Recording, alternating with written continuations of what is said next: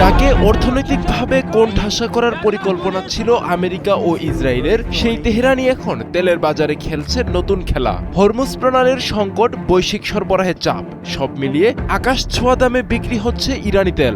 নিষেধাজ্ঞার শৃঙ্খল ভেঙে দ্বিগুণে এগিয়ে যাচ্ছে দেশটি। একই সঙ্গে যুদ্ধক্ষেত্রেও পাল্টা আঘাত চালিয়ে যাচ্ছে তেহরান। বিশ্লেষকদের মতে এটি শুধু টিকে থাকা নয়, বরং এক নতুন বাস্তবতা, যেখানে চাপই ইরানের সবচেয়ে বড় শক্তিতে পরিণত হচ্ছে।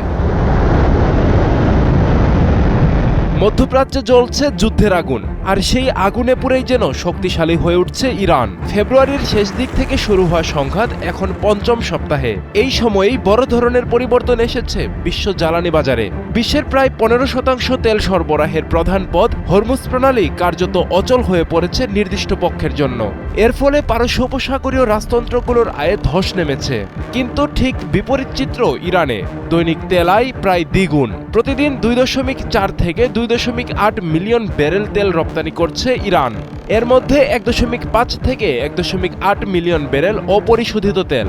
বিশ্ববাজারে সরবরাহ সংকট তৈরি হওয়ায় তেলের দাম বেড়েছে, আর সেই উচ্চ মূল্যেই বিক্রি হচ্ছে ইরানি তেল। যেখানে আগে নিষেধাজ্ঞার কারণে কম দামে বিক্রি করতে হতো, এখন প্রায় ব্র্যান্ড ক্রুডের সমান দামে বিক্রি করছে তেহরান। এই তেলের সবচেয়ে বড় ক্রেতা চীন। ইরানের মোট রপ্তানির 90%-এরও বেশি যাচ্ছে চীনে।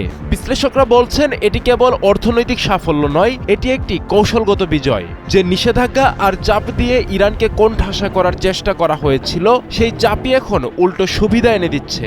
ইরান প্রমাণ করেছে চাপের মুখেও তাদের তেল শিল্প থেমে নেই, বরং আরও অভিযোজিত হয়েছে। এদিকে সামরিক দিক থেকেও পাল্টা জবাব দিচ্ছে তেহরান। প্রতিদিনই ক্ষেপণাস্ত্র ও ড্রোন হামলার মাধ্যমে ইসরায়েলি অবস্থান ও মার্কিন ঘাঁটিগুলোকে লক্ষ্যবস্তু করা হচ্ছে।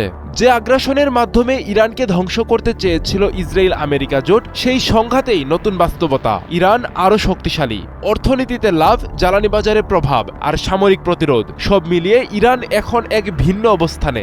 এই পরিস্থিতি শুধু মধ্যপ্রাচ্যে নয়, বদলে দিতে পারে পুরো বৈশ্বিক জ্বালানি রাজনীতির ভারসাম্য। ইরানকে বিচ্ছিন্ন করার চেষ্টা যতই জোরদার হচ্ছে, ততই নতুন পথে নিজেদের শক্তি বাড়াচ্ছে তেহরান। আব্দুল্লাহ আল মারুফ, ৭১।